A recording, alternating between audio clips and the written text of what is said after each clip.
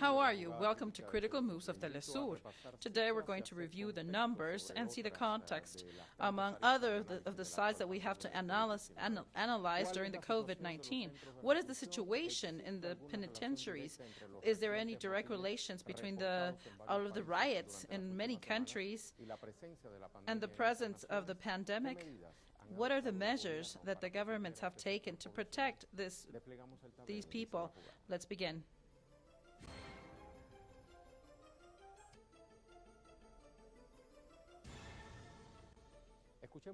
Let's listen on one hand what the authorities have said, where in the cases where there have been riots, and on the other hand, what do the people that are imprisoned and their families? We have made the decision to mix and put back in jail the different type of criminal structures that are harming our country. There will see no ray of light. There will be total confinement, 24 hours a day.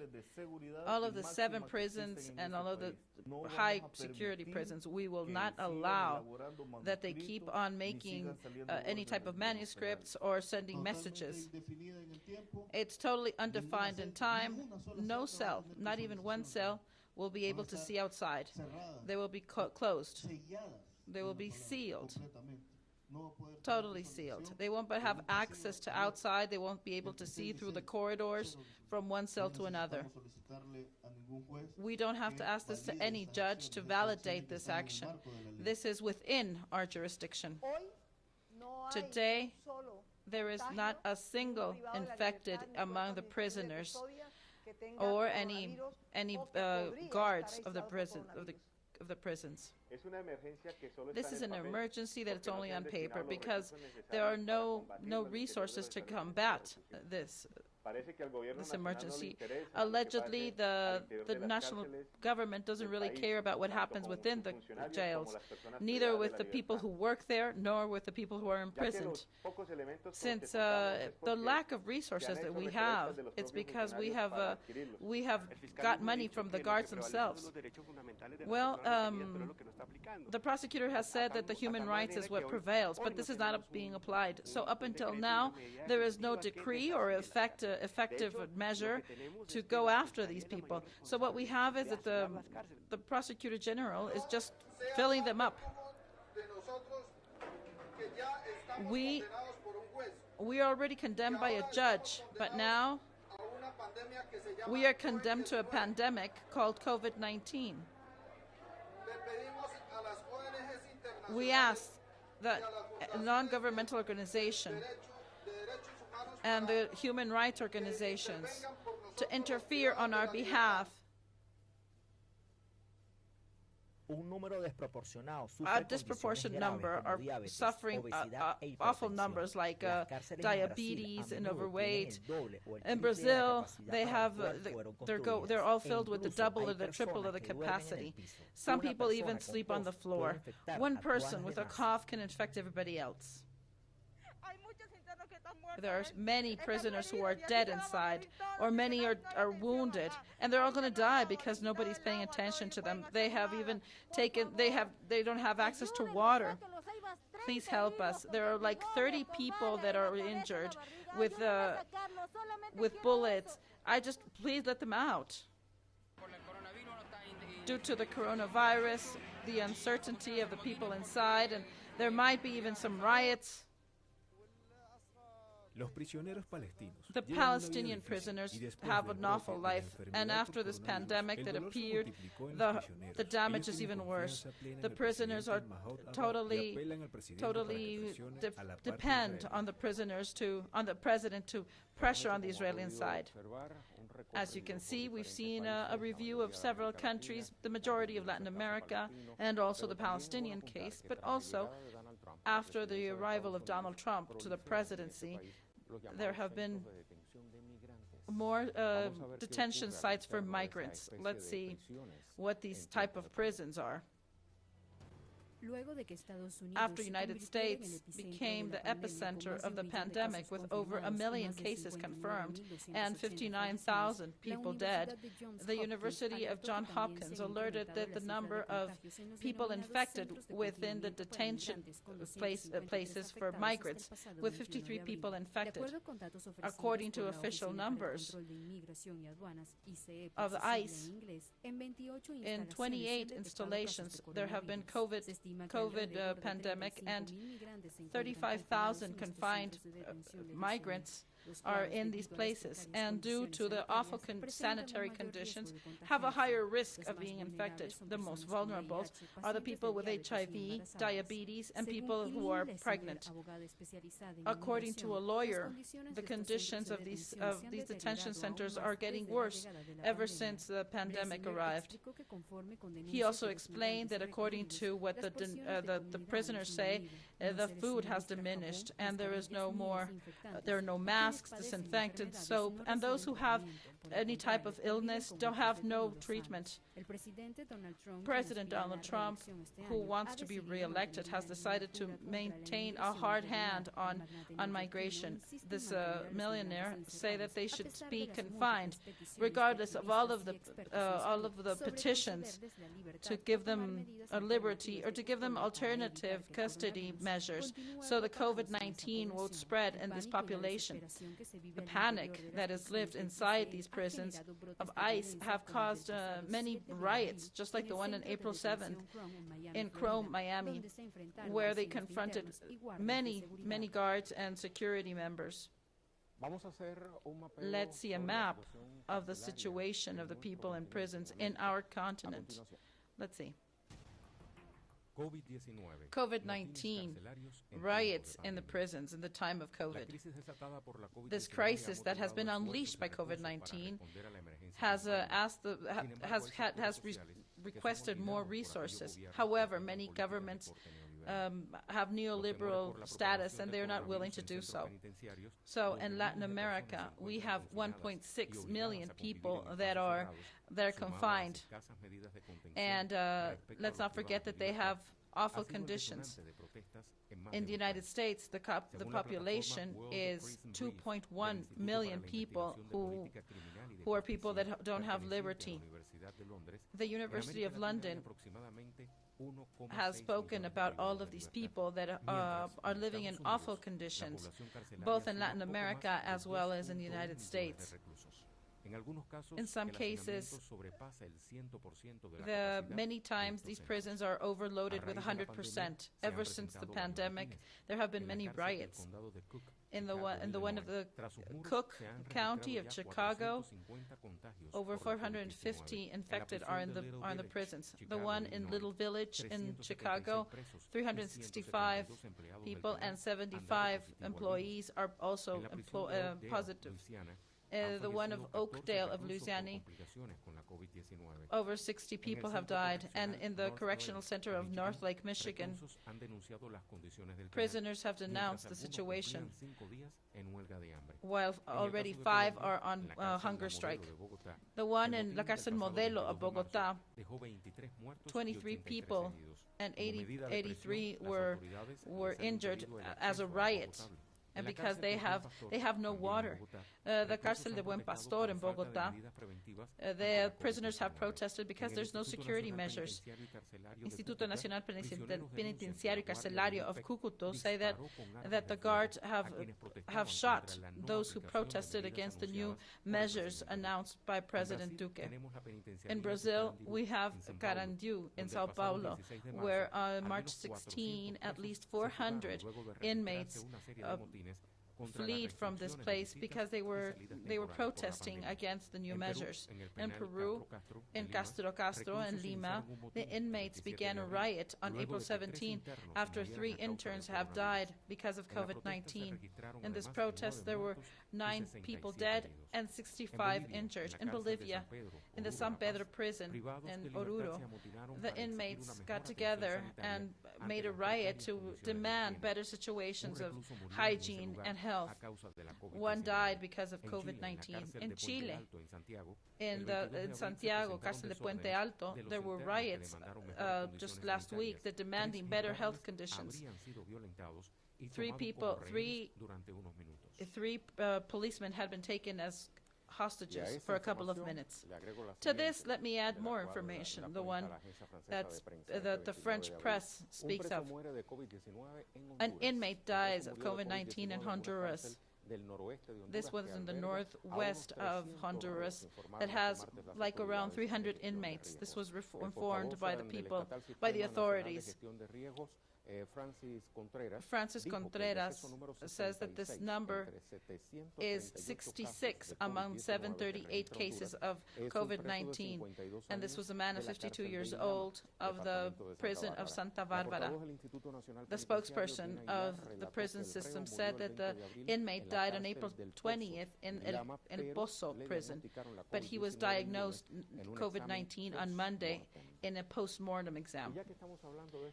And since we're speaking about this, the policies that some countries are applying, not only on the inmates, but also on citizens in general, why don't we go over to two positions that are unfamous, that are infamous. One is said by RT Bolsonaro about the COVID-19 deaths. What do you want me to do? I'm Messias, but I don't make any miracles. So with the numbers of death that Brazil has registered, this is 474 in one day. President Bolsonaro keeps on receiving criticism because of the postures due to the confinement. This Tuesday, faced with the questions of the journalist, he said, "So what? I'm sorry. What do you want me to do? I'm Messias, but I don't make any miracles. This is life," he said, speaking about his second name, Messiah. Bolsonaro, known for the skepticism, that he even said it was a little cold, he showed their solidarity to people who lost their loved ones. And he said, "I can't make any miracles. Tomorrow, everybody wants to have a dignified death and leave a good story." And he said that the virus will affect 70% of the population, which is unfortunate truth. From the Ministry of Health, there is a lot of concern because of the increase of the numbers. And Bolsonaro just fired the Minister of Health, Luis Enrique Magneta, who was a defender of the quarantine and other restrictive measures opposed to the thesis of the president. Now, his successor, who is Nelson Teich, who says it's a number that is growing, and we have to confront it as an increase of the situation. This is a more difficult scenario. However, of this declaration of Teich saying that the curve is growing and that there's an evolution to the increase, Bolsonaro says there will be deaths, and nobody can deny that will happen. Another posture is brought by the Spanish Efe, and Trump defended himself on Twitter and attacked the journalists. On Twitter, he defended his position on COVID-19, and he went again news media after what he said that COVID-19 could be treated by injecting disinfectant. People who know about me and the story of our country says that I am the most hardworking president in history. I don't know, but I'm a hardworking person. And maybe I've done more in these 3.5 years than any other country in history. And the fake news just hate me. On Thursday, Trump generated a big polemic because on one of his presentations said that they should be investigating the possibilities to inject disinfectant into the human body. Although the day after, he said that those declarations were just sarcasm. However, many news media says that the emergency systems had received on Friday like 3,000 calls about the exposure to Lysol and other cleanliness products soon after the declaration of the president.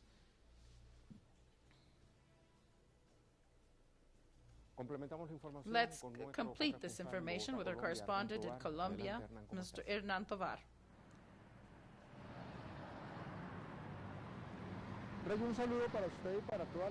Greetings to all of you. The situation is different, like in other cases of the world, in regards to Colombia and the prison system. The 138 prisons has 51% overload. Ever since the first cases of infection, the inmates of in different prisons had been manifesting with many protests because they want contingency measures so the infection would not reach the interior of these prisons. Unfortunately, the Villavicencio prison began many of these cases. Over 200 cases have been reported. So it's like around 350 people infected in the prisons. The measures were not taken on time. And this is what the inmates have denounced. There is not even running water. But for this situation and the difficulties that presented to start to detain the virus, now there is an ongoing investigation towards the director of the prison system on behalf of the prosecutor's office. This man is called Norberto Mujica, because the penitentiary system decided to take some inmates to other prisons all around the country in an irregular way. So this way, the virus was just spread to other prisons of the country. That's why the number has increased. Due to this, all of the relatives are protesting because the correct sanitary measures are not still in place. Relatives also assure that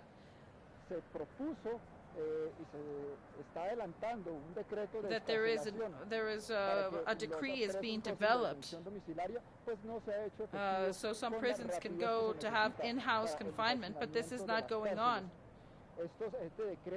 This decree that proposed that there be confinement in home for some of the prisons was not carried out. Several protests are done with the political prisoners in the context of the signing of the peace process agreement, and they await to be liberated from these prisons. So the interior situation is deteriorating because there have been sanitary protection inside the prisons, and there is apparently no measures to alleviate this problem. Ray, back to you. Thank you, Hernan. That was a complete analysis of the situation that is going on in Colombia. Let's go to our first pause, but I would like to remind you that you can participate with us with the question of the day that says, is it a coincidence that where there are more inmates, that the authorities say that where the authorities consider them as undesirable, where there are major cases of COVID? Look at that awful picture that we have received from El Salvador. Let's go to our pause. We'll be right back.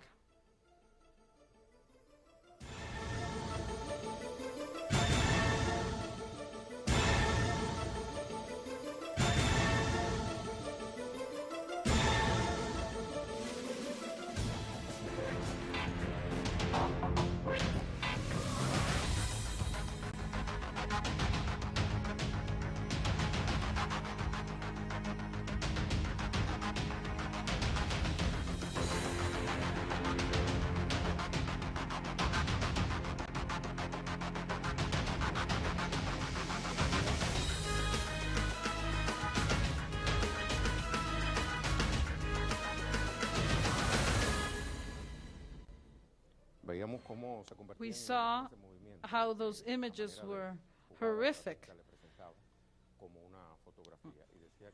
And I thought not because of the social component, but because of the treatment that they're undergoing, who are human beings. Let's not forget this. COVID-19 has revealed the situation of the penitentiary system, that these countries defend the neoliberalism norms over the humanity.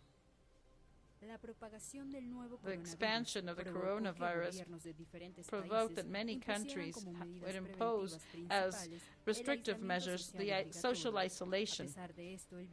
Regardless of this, COVID has caused many damage among the prison system. And according to the World Health Organization, they are one of the vulnerable groups in this context. The incapacity to guarantee sanitary conditions have made them even growing concerned at moments when the pandemic affects more than 3 million people in the world, with number that go over 200,000 dead, according to Johns Hopkins University. According to experts, experience show that prisons are infectious focus where they will expand much more. The methods to stop the infection has been unfair in different countries. While in Iran, there have been more 70,000 people go home and be confined in home. In Italy, the visits have been suspended. A special situation is El Salvador, whose government declared a situation of emergency and declared the isolation, the total isolation of the prisoners, while the President Nayib Bukele asked to call on the social distancing and the obligatory use of masks. And then the bands called maras, salvatruchas, were confined body over body, and there was a statement of the World Health Organization saying that the sanitary control in the prison system is something that the governments must attend, while they also warned the high risk of the people that they are exposed to. They asked to try to stop the expansion of the COVID if they don't stop the expansion within the prisons. There are now restrictive visits of relatives, and now it's going to be obligatory to have, one, to respect human rights of everybody, and two, to take the temperature of those who visit. Let's start our analysis and our critical move. Let's call Oscar Ramirez. He's a human rights activist and lawyer who works for the president. From Guatemala, we have Minor Verganza. He's a political analyst. I would like to greet you both to our program. Oscar, I am very pleased that you have accepted our invitation, because Colombia is unfortunately an exception in this complex situation. We heard just seconds ago our correspondent, Hernan Tovar, saying how bad the situation is in this South American country. Well, thank you for your invitation. And in fact, the situation in Colombia is critical, and it's getting worse with the presence of coronavirus in the prisons that multiplied this the infection much more. And now, instead of transferring people, they should focus on giving them the correct treatment. And the case of the political prisoners, that within this complex situation, they have a different reality. What is their situation? Well, currently, there are many political prisoners.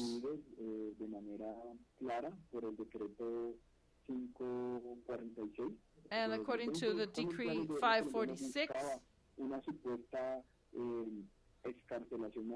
they should be taken home and keep jail at home. This was to approximately 4,000 people. In the case of the political prisoners, artículo número 6 de este decreto. In Article 6 of this decree, Como bien lo saben, muchos de estos presos políticos han sido víctimas de traslados. many of these political prisoners have been transferred to other prisons. Penitenciario del Gobierno Nacional y la Fiscalía General. Los presos políticos se han encargado de alguna manera. And the political prisoners have been in charge to take petitions against the awful situation of the prison system.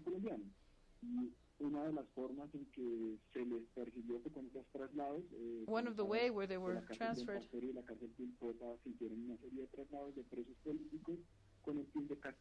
what they were trying to do is to punish them because they were instigating towards the protests. Expuso algunas tesis relacionadas con los posibles planes de fuga elaborados por algunos de estos presos políticos, hechos que deben ser fruto de una investigación. Facts that some prisoners were planning to flee, to escape from these prisons. And of course, the police has been very quick to impose sanctions on these people, although there are no clear evidence.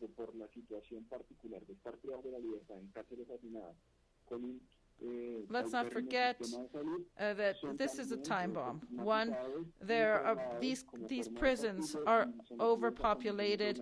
The situations are awful. There is no running water. And now with the COVID, this just makes the people more unrestful. Of course, this is a clear violation of human rights. Thank you, Oscar. Please stay with us. Let's talk with Minor Verganza. As we said, we were just talking about this tip of evidence, how the people of Maras Salvatruchas are being treated in Central America. Well, I would like to greet all of the audience of Telesur, and in this question, there is a situation that must be observed in a very particular manner, which is that the North Triangle of Central America, which is Salvador, Guatemala, and Honduras, the tendency for the treatment of those who are imprisoned has been more of a punishment. They have all been abandoned, and there is no intention to reinsert them into society. This has not been a policy in these places. There is a vision, a very hard and rigid vision, to impose these people to cruel and degrading conditions, like the ones we see in Salvador.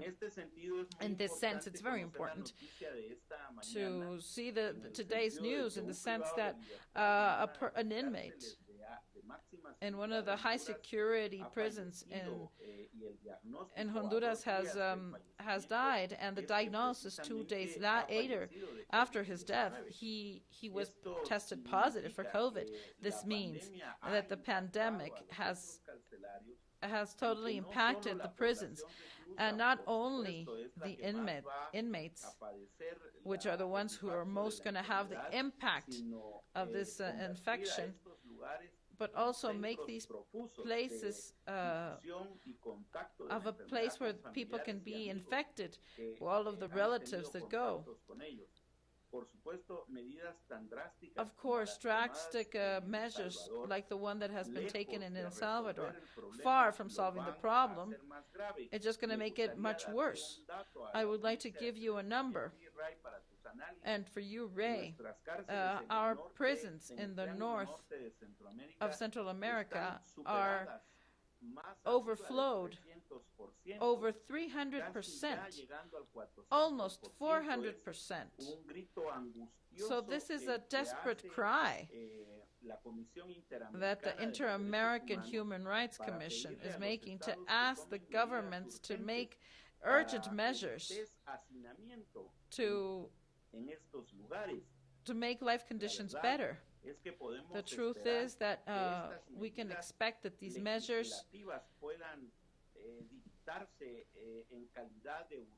can be urgent for each one of the countries that need to make more space for the people who are in prisons. This is what I can say to the first part of your questions. Minor, please stay with us. The case that we are living in Salvador is very polemic.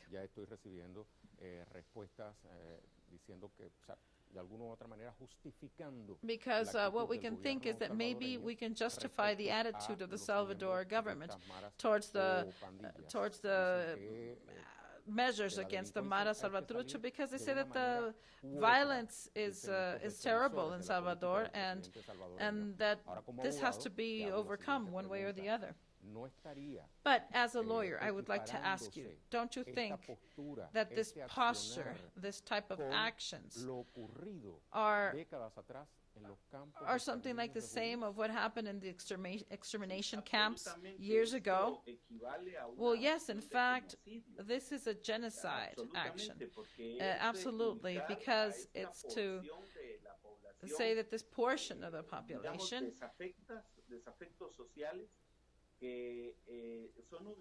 and their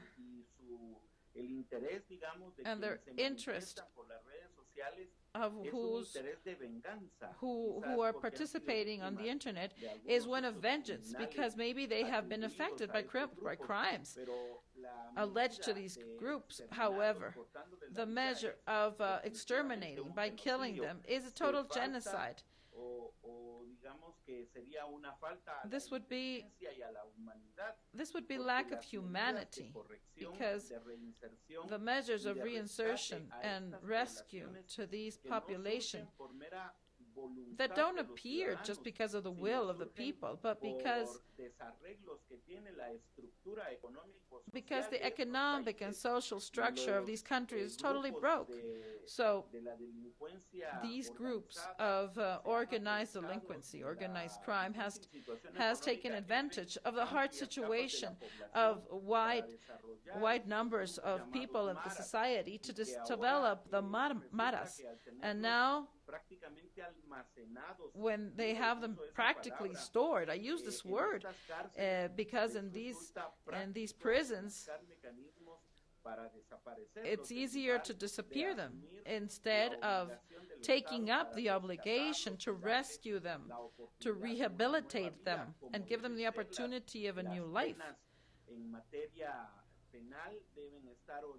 Because this should be the orientation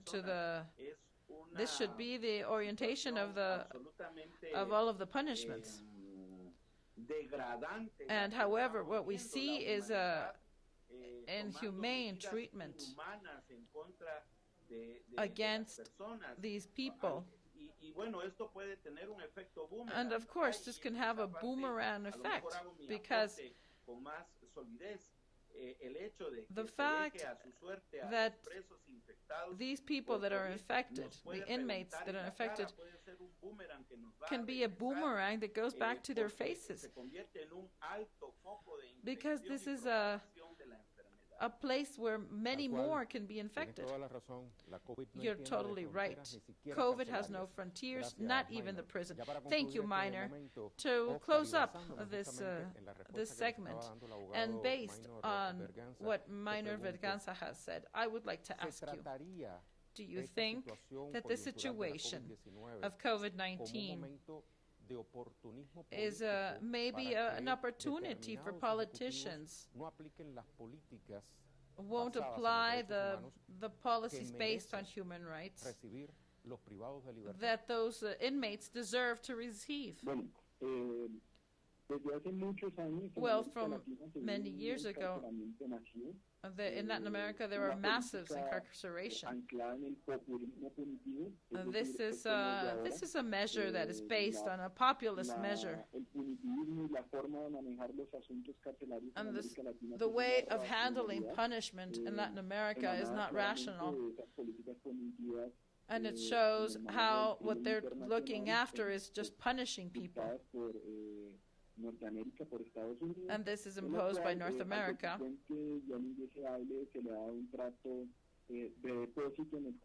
And here we have These has been called out on by many parts of society.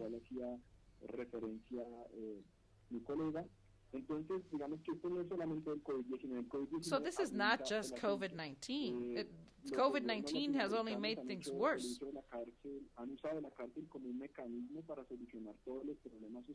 But what we see is that the authorities have used prisons to solve any political or social problems, and which doesn't solve anything at all. Unfortunately, the action in the same sense of putting aside jails could be counterproductive, because the COVID recognizes no frontiers, no boundaries. And let's not forget that the prisons don't only hold inmates. We have all of the guards, all of the service people, and all of the neighbors who can also be infected. And the sanitary crisis could be even worse. And let's not forget that they too are human beings. And every human being deserves respect. I think that the history will judge those authorities who have not paid enough attention to these centers.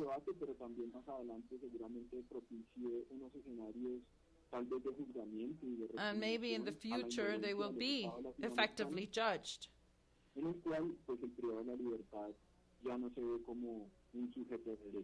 Where you can see that the people who are imprisoned aren't worthy of rights. And the worst part is that these things were, you could stop the expansion, so there was things that they could do. So apparently COVID was something that they were expecting. Thank you very much, Oscar, for your reflections to critical moves of Telesur, and also to Dr. Miner. Thank you both. Let's go to our pause, and let's not forget that we have the question of the day. Is it a coincidence that in those countries where there are major number of inmates, at which they consider a social bump, where there is more frequency of riots with to the fear of massive infection of COVID-19? We're expecting your opinions.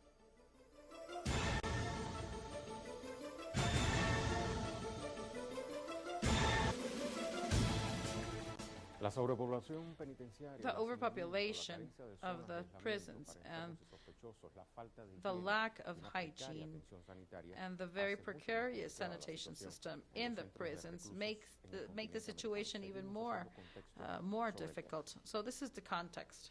In Latin America, more than 1 million inmates are living in overpopulated prisons.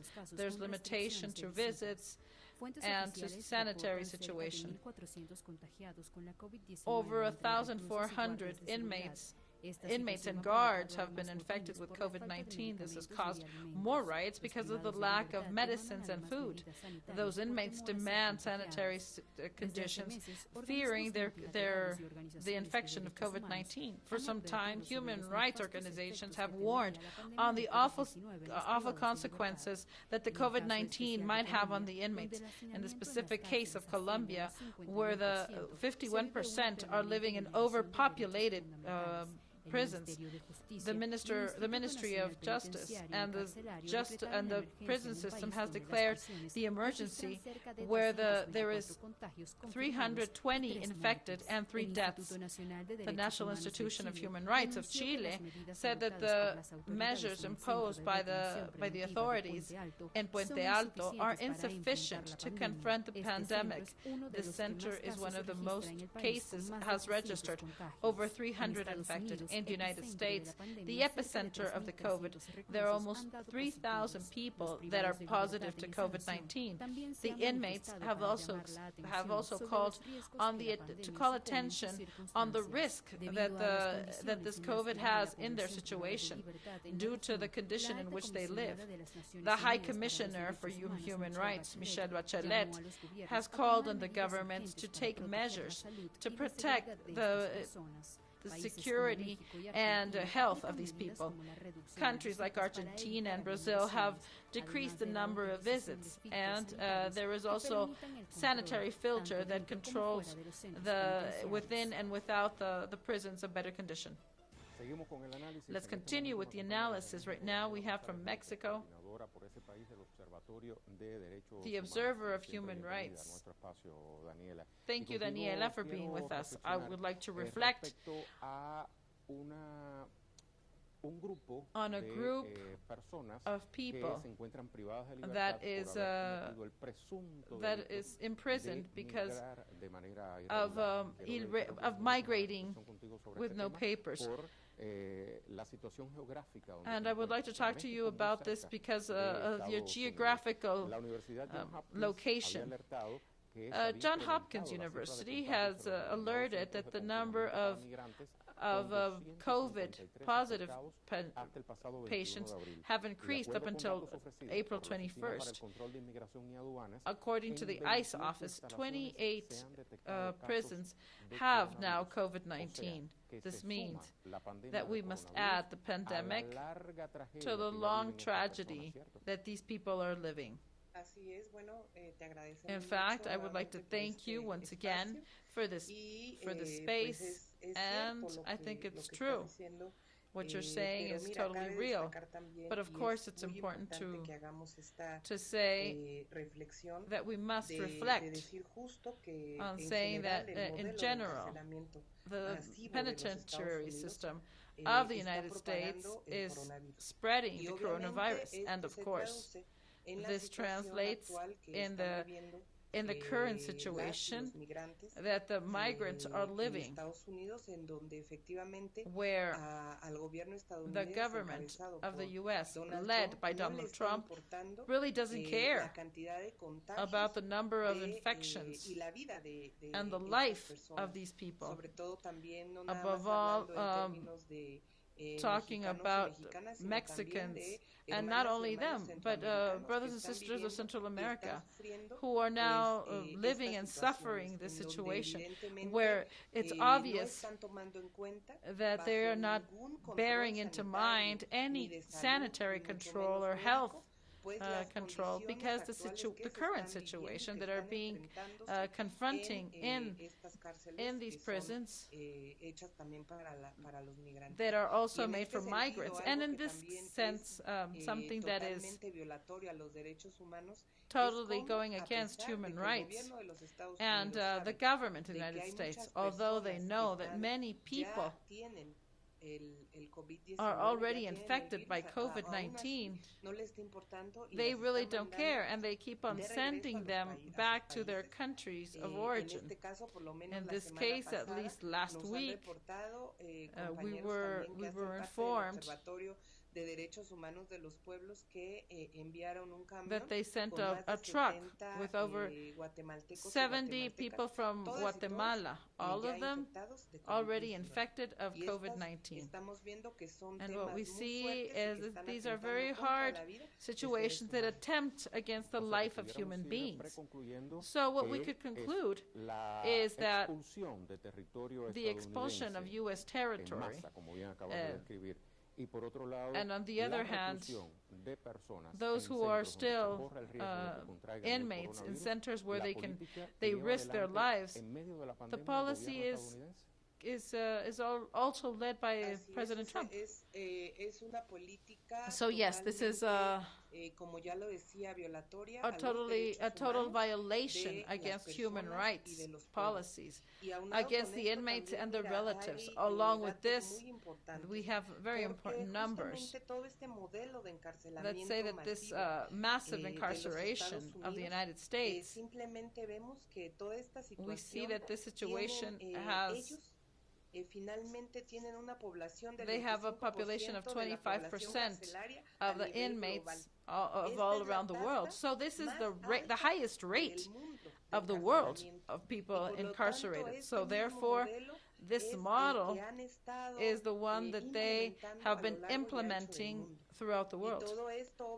And all of this, obviously, at this point of coronavirus, it means that the prisoners is one of the most vulnerable population of being infected by coronavirus, and additionally spreading in these prisons, because the majority of these centers that live confinement and that are overpopulation, and that there's a very large number of prisoners,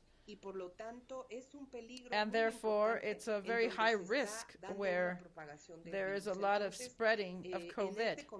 So in this context, this current context, it's important to say that the prisons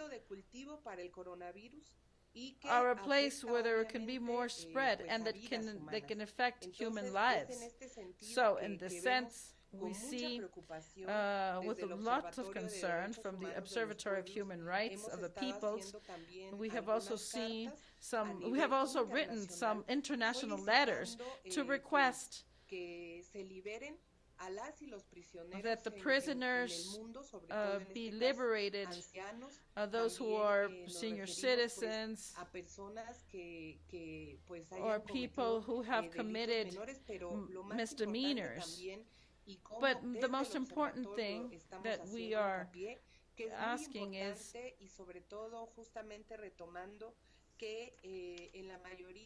that in the majority of countries of Latin America and of other countries of the world, they're not in even the minimum conditions of health and sanitation to prevent any further expansion of COVID-19. So we have, for example, in Lima, Castro prison, they have 9 dead people. There have been riots where more than 60 people have been injured, and the inmates are demanding access to the minimum conditions of health. And other penitentiary like Piedad Gordas, there have been riots. There's like 3 people are said to be dead. And in the same sense, we can see the prisons of Colombia, where there are a very large number of infected, and they are putting at risk the lives of prisoners, of political prisoners, who have demanded the minimum conditions of health to guarantee their lives, which the Colombian government is not doing. They are not respecting it. There is no access to water. They don't have soap, antibacterial gel, and masks, and other equipment that is very important during this pandemic. Daniela, as an observer of the situation throughout the continent, I ask you, who is responsible to look after the human rights of these people? Can you please repeat the last part?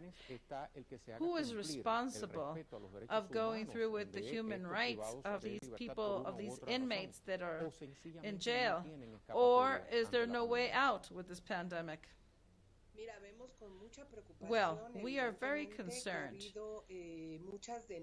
that there are many denouncements of behalf of relatives and organizations of human rights, and simply there are governments that are not taking them in. We see the case of the government of Colombia, like we've said before, that is one of these countries. Iván Duque is not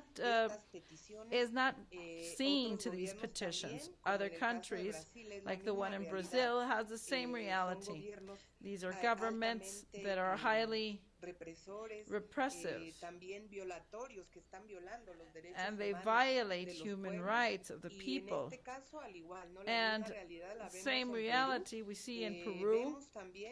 We also see that there are some governments that are adopting some measures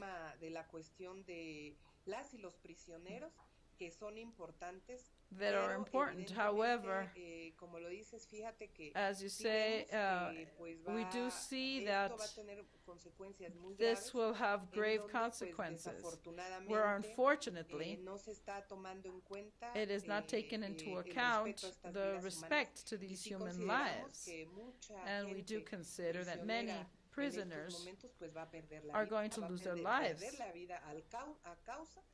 caused by the infection of coronavirus. This is not only in Latin America, but we see it all throughout the world. We also have the request of the immediate liberty and unconditional of more than 5,000 Palestinian prisoners that are illegally detained with the occupation Israeli government, and nevertheless they are still in prison. We have come to know that there are Palestinian deaths due to coronavirus in the prisons. However, the detentions, the illegal and arbitrary detentions keep on going. And this means that there is not a real respect towards human rights, towards the life of the prisoners in the world itself. So we are very concerned, and we can say that there are going to be many deaths because some governments, especially those who answer to the interests of the United States, are not doing anything to stop this wave of infection. This is a very sad reality. Thank you very much, Daniela, for your participation in Critical Moves. Let's go to our conclusions.